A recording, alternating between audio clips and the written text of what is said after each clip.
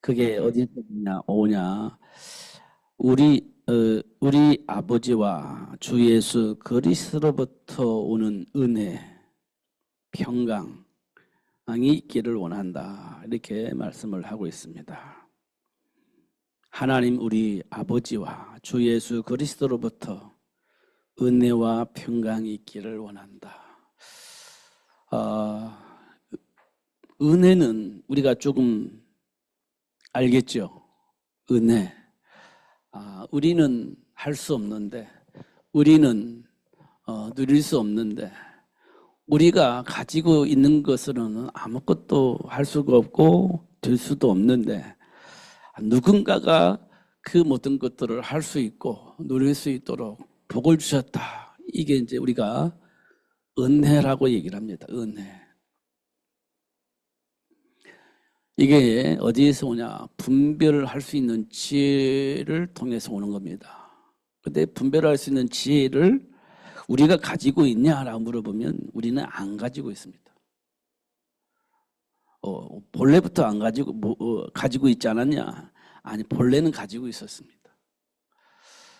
그런데 그것이 사실화되지 않아서 누리지 못했습니다.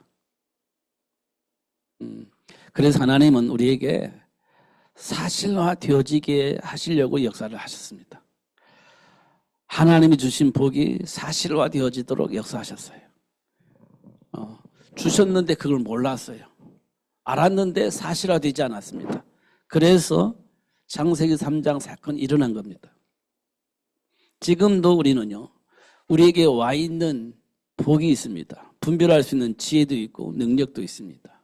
근데 그것이 사실화되지 않아서 그 복을 누리지 못할 때가 많이 있습니다. 그래서 우리에게도 지금도 여전히 창세기 3장 사건들이 계속 일어납니다. 왜곡하고 속여서 하나님이 주신 축복을 누리지 못하게 하려는 그런 속임수가 지금 우리 삶 속에 문화로 자리 잡고 있습니다. 그래서 그 문화 속에 길들여져 있으면 하나님의 말씀을 우리는 무시하게 되어 있습니다. 그리고 우리가 가지고 있는 기준으로 선택을 하게 되어 있습니다. 그게요, 하나님께로부터 온 지혜가 없어서 그러냐? 아니요, 있었습니다. 근데 빼앗겨 버렸습니다. 그걸 누가 뺏어갔냐? 사단에 의해서 만들어진 그 삶의 문화가 우리 생각과 마음을 빼앗아 버린 겁니다. 하나님 말씀대로 살지 않고 선택하지 않고 사단에 의해서 만들어진 그 삶의 문화 속에서 세상을 보고 그 안에 선택을 하고 있는 모습 우리가 확인할 수 있습니다.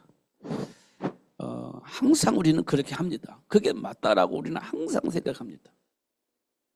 그렇기 때문에 우리는 그 안에서 우리가 못 벗어나는 겁니다. 그걸 보고 우리는 노예라고 합니다. 노예. 못 벗어납니다. 벗어나면 큰일 나는 것처럼, 벗어나면 큰 문제가 발생하는 것처럼 그렇게 생각을 하기 때문에 벗어날 수가 없어요. 못 벗어납니다. 아니, 세상 사람들이 그렇다지만 우리 예수 믿는 사람들이 그렇습니다. 아니, 더 정확히 말하면 예수 안에 있는 사람이 아니라 교회 다니는 사람, 예수 믿는다라고 하면서 교회를 다니는 사람들 중에 많은 사람이 그렇습니다. 못 벗어나고 있습니다. 믿냐 하면 믿는다고 합니다. 그런데 생각과 기준을 확인해 보면 예수를 안 믿습니다. 진짜 예수 안 믿습니다. 근데 믿는다고 주장합니다. 고집 피웁니다. 근데 말하면 안 믿어요. 그 사람들이 가지고 있는 믿는 건 뭐냐? 자기가 가지고 있는 이념 안에서 예수를 왜곡하고 그 예수를 믿는 겁니다. 왜곡된 그 예수를 믿는 거예요. 그래서 정상적으로 예수를 말하면 싫어해요. 왜곡된 예수를 말해야 좋아합니다. 이 땅에 많은 신자가 그러고 있습니다. 사실은. 대화를 해보면 분명히 믿는데 왜곡되어져 있습니다. 그래서 이 땅에 많은 신학들이 있습니다. 그 중에 해방신학이라고 하는 신학이 있습니다. 우리나라에 굉장히 영향을 입히는 그런 신학입니다. 이 세상에 많은 사람들이 굉장히 많은 영향을 입혔습니다. 80년대에 입혔습니다. 80년대. 70년대 후반부터 시작된 그 운동이 80년대에 많은 영향을 입히고 지금은 많이 사라졌습니다. 지금은. 그래도 그 뿌리가 있습니다. 그게 해방신학입니다. 예수님은 이 땅에 왜 오셨냐? 해방하려고 왔다는 거예요. 해방시키려고. 누구를 해방시키려고 왔냐? 노예된 자들을 해방시키려고 왔다. 포로된 자들을 해방시키려고 왔다. 그렇게 얘기를 했습니다. 맞잖아요. 예수님이 노예된 자를 해방시키려고, 포로된 자를 해방시키려고 왔다. 이렇게 얘기를 했습니다. 그게 어느 정도 왜곡됐냐? 노예를 왜곡시켰고 포로를 왜곡시킨 거예요. 어떻게 왜곡시켰냐? 노동자로 사는 사람도 노예가 됐다. 포로가 됐다. 그럼 누가 그들을 사로잡았냐? 지주들이 그걸 잡고 있다. 이렇게 왜곡을 시킨 겁니다. 그러니까 노동자들이 와, 그래 우리가 노예로 살았구나 지금까지. 그러니까 해방시키려고 예수님이 오셨다. 그러니까 예수님을 통해서 노동자 운동이 일어난 겁니다. 그게 해방운동이에요. 그게 어디에서 시작이냐? 신학에서 시작됐어요. 해방신학이라고 하는 신학을 통해서 시작이 이어진 겁니다.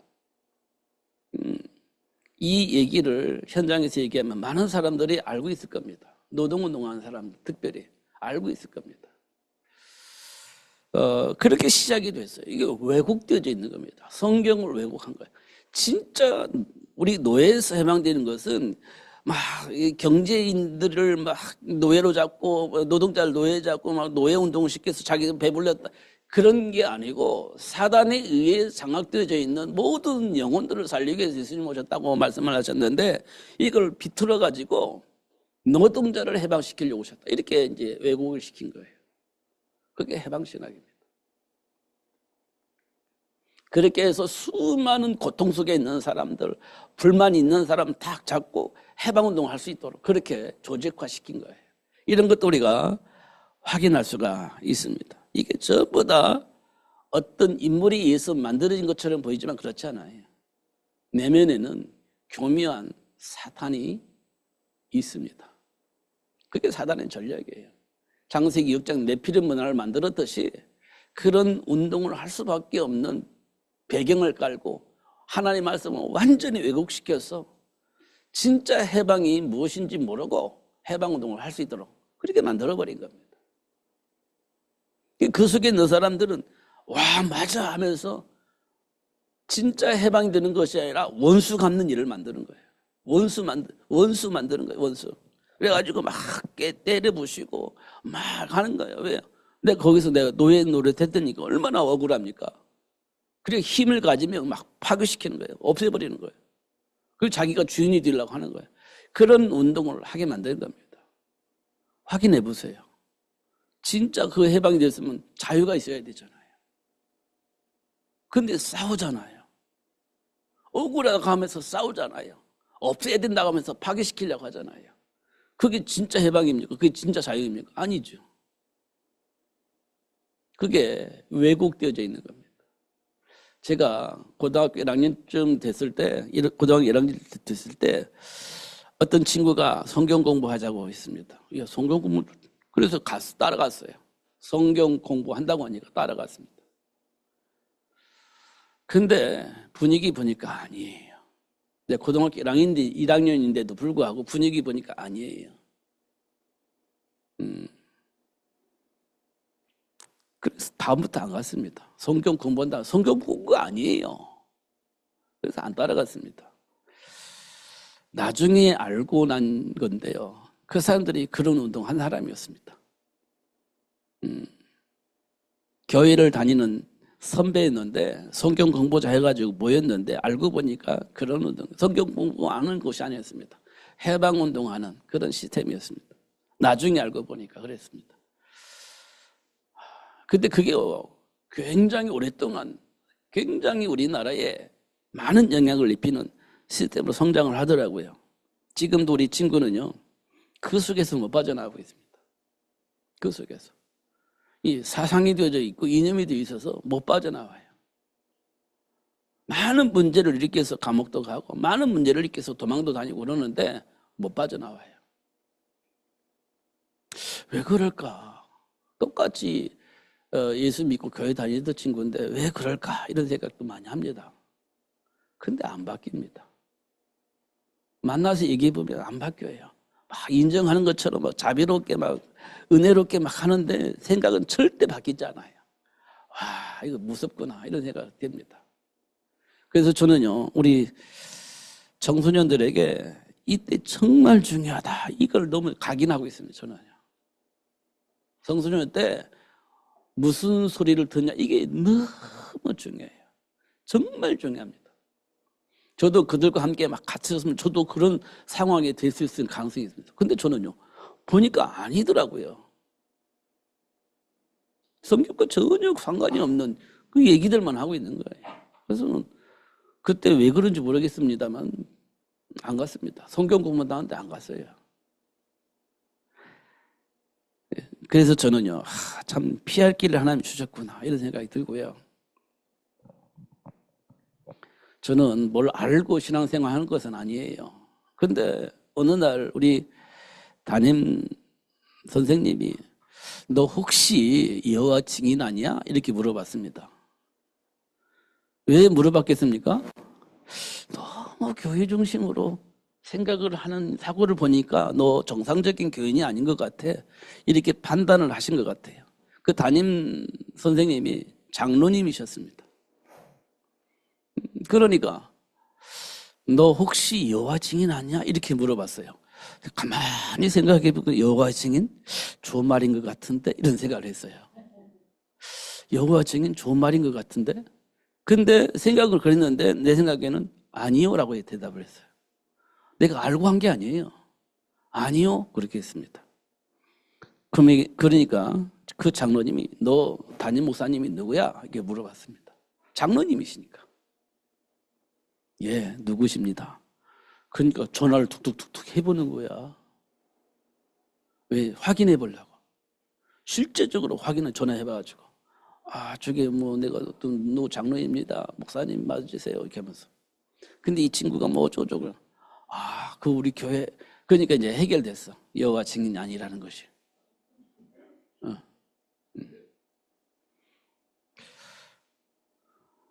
내가 몰랐어요. 여호와 증인이 뭔지도. 근데 여호와 증인 생각해보니까 막 좋은 말인 것 같아. 예, 뭣도 모르고 예 했으면 큰일 날 뻔했죠. 근데 그때 제가 아니요 이렇게 대답을 했어. 뭔지도 모르고. 그 나중에 보니까 야 이게 참 굉장한 단체고 조직이야.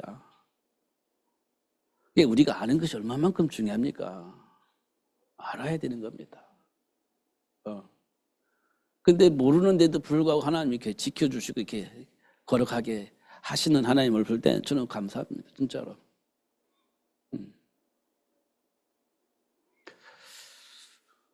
여러분 우리가 믿는 예수를 알아야 됩니다.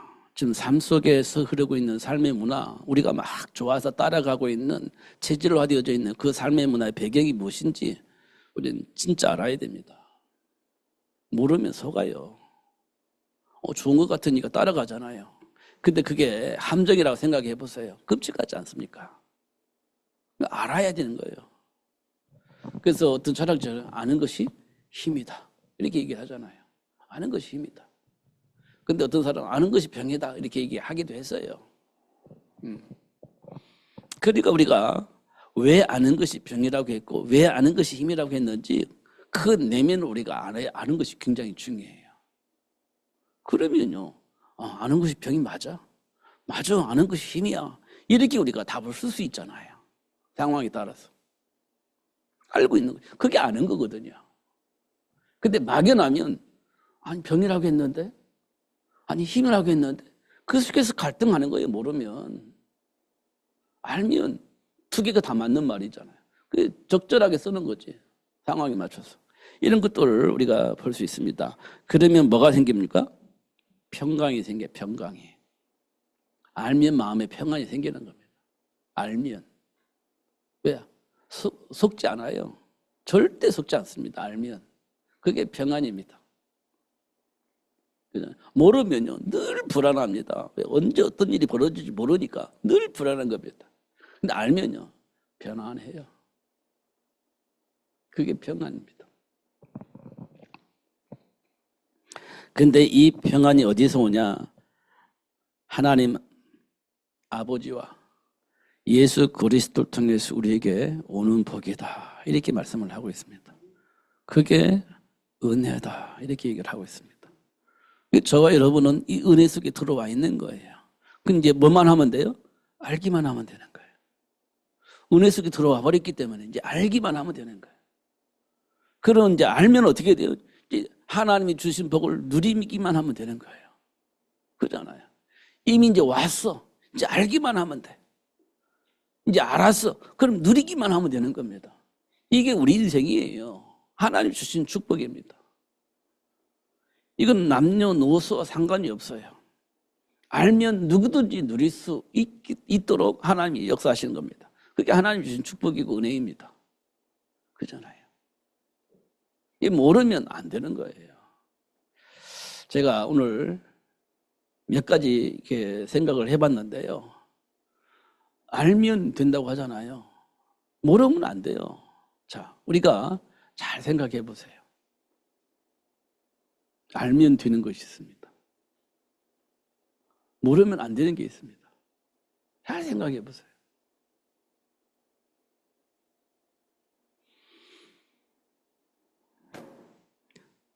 다니엘과 세 친구들이 하루에 3번씩 기도했다는 말은 자기 위기를 극복하기 위해서 3번씩 기도한 게 아니에요. 자기 위기를 극복하기 위해서 3번씩 기도한 게 아니에요. 위기 상황 속에서 하나님이 주신 복을 놓치지 않기 위해서 3번씩 기도한 겁니다. 놓치지 않기 위해서. 극복하기 위해서 기도한 게 아니고요. 내게 와 있는 복을 놓치지 않기 위해서 기도하는 거예요. 그런데요, 최대 위기가 온 겁니다. 바벨론이란 나라에서 법을 만들어서 우상 숭배를 하지 않으면 어떤 일이 벌어지냐? 사자굴 속에 집어넣는 그런 법을 만들었습니다. 최고 위기죠. 그걸 극복하기 위해서 기도했더라면 어떻게 했겠어요? 우상 숭배하고 우상 숭배 제물을 먹어야 되는 겁니다. 그게 이제 살아남는 방법이니까. 그게 극복하는 방법이에요. 근데 극복하기 위한 방법이라면 그걸 선택을 할 수밖에 없죠. 우상 숭배로. 그 살아남는 것이니까. 그게 지금 내게 있는 문제를 해결하는 방법이잖아요. 살아남는 것이 목적이 된다면 살아남아야 되는 겁니다. 지금 다니엘과 세 친구들에게 와 있는 문제는 죽음이 문제예요. 사자굴 속에 들어가는 문제입니다. 죽음이 문제잖아요. 이걸 해결하려면 살아남는 거잖아요. 해결하는 방법이 살아남는 거잖아요. 그러려면 여러분 답이 쉬워요, 어려워요? 쉽지. 진짜 쉬워요. 살아남기 위한 거라면 답이 너무 쉬워요. 기도할 필요도 없고 고민할 필요도 없어요. 쉬워요. 뭡니까? 우상 숭배하면 되는 겁니다. 우상 제물을 먹으면 되는 거예요. 그러면 삶의 문제는 끝나는 겁니다. 해결되는 겁니다. 그러면 하나님과의 관계는요? 몰라. 중요한 게 아니야. 지금 사냐 죽느냐 아닌데 이렇게 되어지면 사냐 죽느냐가 문제이기 때문에 사는 문제를 선택을 하는 거잖아요. 기도할 필요도 없고 쉽습니다. 그냥 우상 숭배하면 돼요. 그게 법이니까. 그 법에 걸려있기 때문에 어쩔 수가 없는 거잖아요. 그게 우리 삶 속에 있는 문제입니다. 다니엘과 제 친구들이 그런 문제가 삶 속에 있음을 확인하고 하루에 3번씩 기도한 거예요. 속지 않고 하나의 배경을 누리기 위해서 예루살렘을 향해서 창문을 열고 보란듯이 하나님께 기도했습니다.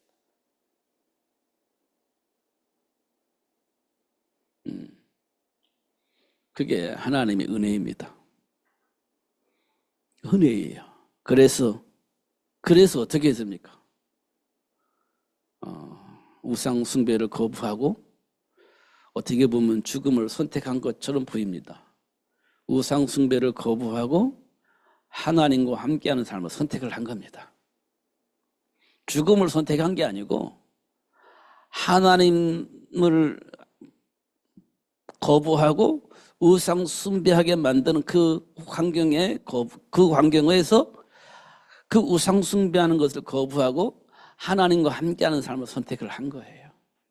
그 다니엘과 세 친구들이 한 선택입니다. 그게 하나님의 은혜입니다. 우리는 그게 가능하지 않아요. 우리에게는 그런 힘이 없어요. 그런 능력이 없어요. 그런 지혜가 우리에게는 없어요. 여러분 현장 그 위기 만나보실래요? 우리는 그거 안 돼요, 그거. 어릴 때 막 하겠냐 안 하겠냐 막 이제 극단적으로 얘기를 하잖아요. 너 할 수 있어? 너 진짜 그렇게 할 수 있어? 극단적인 선택을 한번 선택을 하라고 합니다. 그러면 야, 이거 할 수 있겠냐? 없겠냐? 이것 때문에 고민하는 거예요. 여러분 할 수 있을 것 같습니까? 없을 것 같습니까? 저는 못할 것 같아요. 안 될 것 같습니다. 내 내면 속에서는. 그런데 하나님의 은혜가 되면 당연히 할 수 있을 것 같다. 이런 생각을 합니다. 내 정신으로는 안 될 것 같아요. 내 인격으로는 안 될 것 같아요. 근데 하나님의 은혜 속에서 내가 있다고 한다면 이거는 할 수 있을 것 같다. 아니 하게 될 것 같다. 이런 생각을 합니다. 하나님의 은혜가 정말 필요해요. 모든 사람에게. 근데 할 수 있다, 할 수 없다. 이거는 우리가 결정할 수 있는 부분은 아닌 것 같아요. 하나님의 은혜 속에 있으면 되고 하나님의 은혜 속에 있지 못하면 우리는 안 되는 겁니다. 본질상 진노의 자녀고 하나님의 영광에 이를 수 있는 사람이 이 땅에 한 사람도 없습니다. 그렇기 때문에 안 되는 것이 정상적이에요. 근데 하나님의 은혜 속에 있으면 되어진다는 겁니다. 그게 하나님이 우리에게 주신 메시지예요. 그렇잖아요. 그게 하나님의 은혜입니다. 누구하고 어떻게 방주 만들겠습니까? 하나님의 은혜 속에 있었으니까 방주 만드는 거지. 은혜 밖에 있었더라면 절대 노아는 방주 못 만들어요. 네피림 문화 속에서 보란듯이 많은 사람들이 지금 잘 살고 있는데 그런 삶을 안 살고 돌아서 방주 만든다는 건 쉬운 일이 아닙니다. 절대 가능하지 않아요. 그런데 그 네피림 문화 속에서 많은 조건들이 있는데 그걸 등에 쥐고 방주 만든다고 쉬운 일이 아니죠. 이게 삶의 문화의 흐름입니다. 여러분 그 속에서 여러분이 갈등하는 거예요. 다른 사람들은 이렇게 막 살고 있는데 나는 방주 만들어 이렇게 되는 것이 지금 현실의 문제입니다. 이게 정리가 안 되면 사실 우리 방주 못 만듭니다. 인격적으로 보면 우리 내면의 어떤 성품을 보면 재질을 보면 절대 방주 못 만듭니다. 뭐 머릿속에는 방주 만들어야지 말하지만 실제는 만들지 못합니다. 우리 성품이 그래요. 우리 인격이 그렇습니다. 우리 체질이 그렇습니다. 그런 우리를 은혜 가운데 들어오게 만들고 방주 만들게 하시는 분은 하나님의 은혜입니다. 내 인격이나 내 믿음이 그렇게 만들게 하는 게 아닙니다. 하나님의 은혜 속에서 되어지는 겁니다. 노아가 그랬어요. 그잖아요. 그 은혜 속에 있는 게 얼마나 좋아요. 그런데 알면 그 복을 누릴 수 있는데 모르면 못 누려요. 못 누려요. 알면 누릴 수 있습니다. 누구든지. 상관없습니다. 배경이 어떻든 상관없어요. 조금 힘드는 사람도 있더라고요. 보니까 가문이 무당이고 가문이 막 그런 사람이 어떻게 은혜 속에서 예수 믿고 목사가 되어지고 사모가 되어졌는데 많이 힘들어해요. 많은 갈등 속에 있습니다. 왜 그런가 보니까요. 그 가문이 그런 가문이에요. 막 이렇게 무당 섬기고 무당 어떤 영향 속에 있는 사람들의 삶을 살아왔던 사람이에요. 그때 하나님 은혜 속에서 이렇게 예수 믿고 이제 목사가 되고 사모가 되어졌는데 힘들어요. 보니까 결론이 났으면 참 좋은데 은혜 속에 들어와서 하나님의 은혜 속에 들어오긴 들어왔는데 내면 속에 결론이 안 나 있습니다. 성경 공부를 했으니까 알긴 알아요. 근데 정리가 안 되어 있습니다. 그러니까요. 얼마나 힘들겠습니까? 무당의 영향을 받고 무당의 그 영향력 속에 있었던 사람이 예수 믿고 돌아왔는데 하나님 은혜 속에서 돌아왔는데 정리가 안 돼 있어, 내면 속에. 그러니까 막 힘들어요. 주변에 그런 분들이 있습니다. 정리가 되어야 되는데 이 정리가 안 되니까, 알긴 알겠는데 막 정리가 안 되니까 막 힘든 거예요. 막 계속 충돌이 생기는 겁니다. 얼마나 힘들겠습니까? 어떻게 하겠어요, 이걸. 가르칠 수도 없어요. 이미 다 알고 있기 때문에. 정리가 되어야 되는데. 그게 하나님의 은혜입니다. 우리 인생 속에 있는 많은 우여곡절이 있잖아요. 그게 우리 내면을 정리하는 시간이 되어지는 겁니다.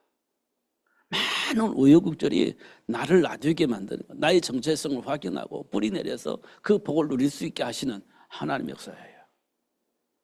그런 과정이 반드시 필요해요. 보니까 그분을 보니까 그랬습니다. 진짜 안타깝고 그래서 기도해야 되겠다 이런 생각을 하고 있습니다. 부부가 똑같아요. 그러니까 이제 결혼도 했고 그렇게 했겠죠. 안타깝다 이런 생각을 해야 됩니다. 그러고 보니까 나는 진짜 하나님 은혜 속에서 이게 잘 정리가 되어져서 이렇게 왔구나 이런 생각이 되어져서 너무 감사하죠. 진짜 감사합니다. 그런 생각을 합니다. 그게요, 하나님의 은혜와 평강이다 이렇게 말할 수 있습니다. 지금도 뭐 완벽하냐? 그러지 못하죠. 과거보다는 많이 정리가 되어 있는데 아직도 걸림돌들이 많이 있습니다. 아직도. 그거 이제 하나씩 정리해 나가겠죠. 이 세상에 사는 동안에 계속 정리하면서 성인이 될 수 있도록 하나님이 하시겠죠. 저와 여러분의 배경이 그렇습니다. 여러분들 언제 예수 안에 들어왔는지 모르겠지만 그 들어온 이후부터 계속 과거에 뿌리내려 있던 것들이 드러나고 치유되고 드러나고 치유되어지고 회복되어지고 그렇게 하시는 하나님의 역사를 계속해서 반복해서 보게 될 겁니다. 이 말은 뭘 의미하냐면 돌아서는 거예요. 돌아서는 겁니다. 어떤 분이 이런 얘기를 했습니다. 치유가 되어서는 안 된다. 치유 가지고 해결되지 않는다. 이렇게 얘기를 했어요.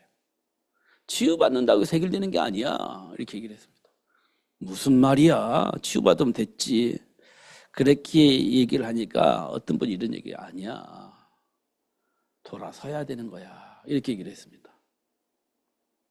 치유받는 것이 돌아서는 건데 돌아서지 않는 치유는 치유가 아니야. 이렇게 얘기를 했습니다.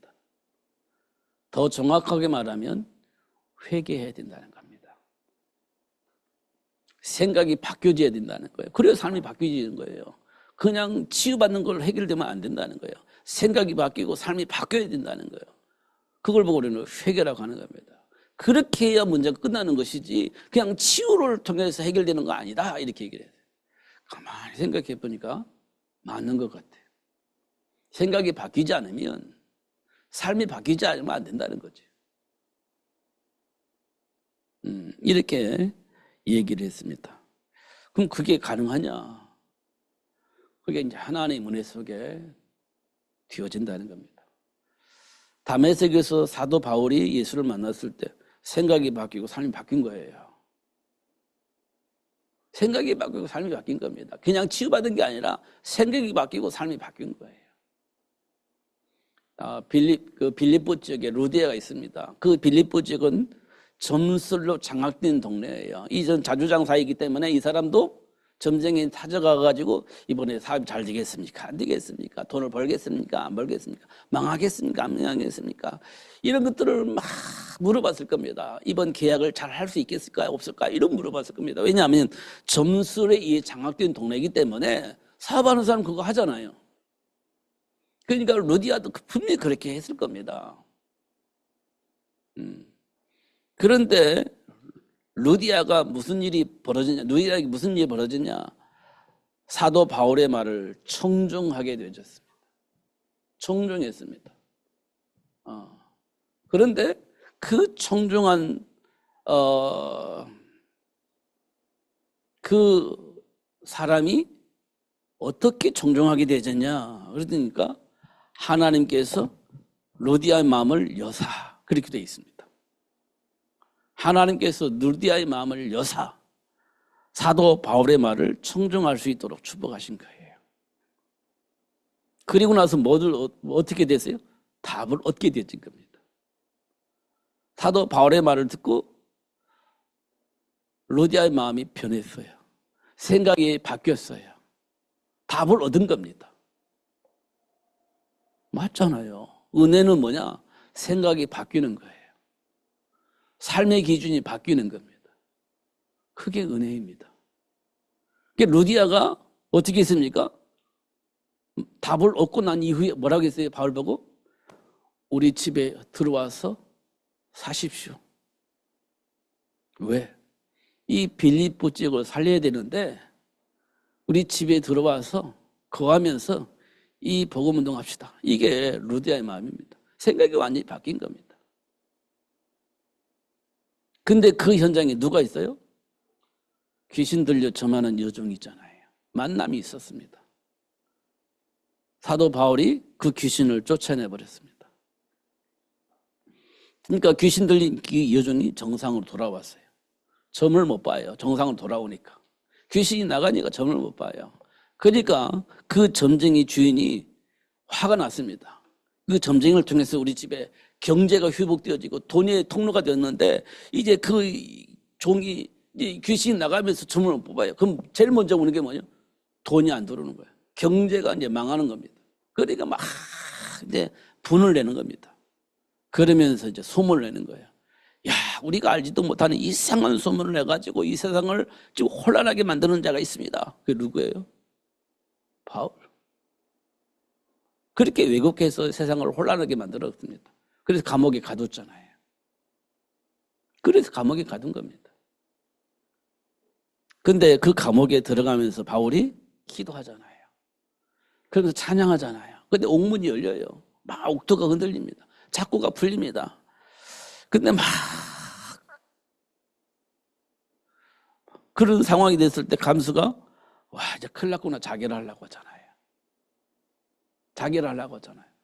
우리 가만히 하기를 기도했습니다. 막 찬양했습니다. 옥문이 열려 작고가 풀려요. 그럼 우리는 어떤 생각합니다. 야 하나님 감사합니다 하고 나와야 되잖아요. 그게 우리 심리 아니겠어요? 감옥에 갇혔는데 하나님께서 풀어줘서 나가라고 하는 사인이라고 생각 나오잖아요. 우리 심리 아닙니까? 근데 바울은요 가만히 있어요. 왜 그랬을 것 같습니까? 하나님께로부터는 응답이 있었어요. 기도할 때 응답이 왔어요. 그래서 하나님 찬양했잖아요. 그때 막 옥토가 막 흔들리고 착고가 흔들리고 창문이 옥문이 열리고 그럼 누가 등장하죠? 간수가 딱 등장하잖아요. 그 자결하려고 하잖아요. 그때 바울이 그런 얘기합니다. 죽지 마세요. 우리 안 도망갔습니다. 여기 있습니다. 하나님께로부터 받은 응답이 뭐겠습니까? 사도 바울이 기도했을 때 받은 응답이 뭐예요? 여기에 복음 받을 자가 있다. 그래서 내가 너를 이곳에 오게 했다. 이거였을 겁니다. 그러니까 이제 복음 받을 자가 있으니까 머물러 있어야 돼요. 누가 복음 받을 자인지 모르잖아요. 근데 딱 등장을 하는 거예요. 그때 간수가 무릎 꿇고 얘기합니다. 어떻게 내가 구원을 받겠습니까? 주 예수 믿으면 돼. 쉽죠. 예수 믿으면 되지. 그리고 나서 막 자기가 실컷 패고 이제 막 낚아주고 소독해주고 이렇게 해주잖아요. 그리고 자기 집으로 데리고 가서 자기 식구들에게 복음 전하다가 해주잖아요. 그 다음에는요. 걸어서 나와요. 내가 로마 시민권을 가지고 있는데 네가 확인도 안 하고 나를 정죄하고 감옥에 가뒀어. 이럴 수가 있어? 나 로마 시민권을 가진 사람이야? 그러니까 막 벌벌 기면서 막 한 번만 봐주세요 하면서 이제 보내주잖아요.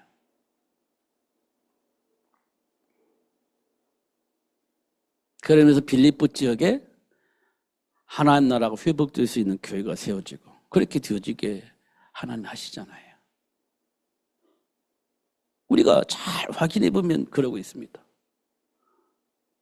그러니까 생각이 바뀌고 삶이 바뀌어야 되는 겁니다. 구원받는다는 것은 생각이 바뀌는 거예요.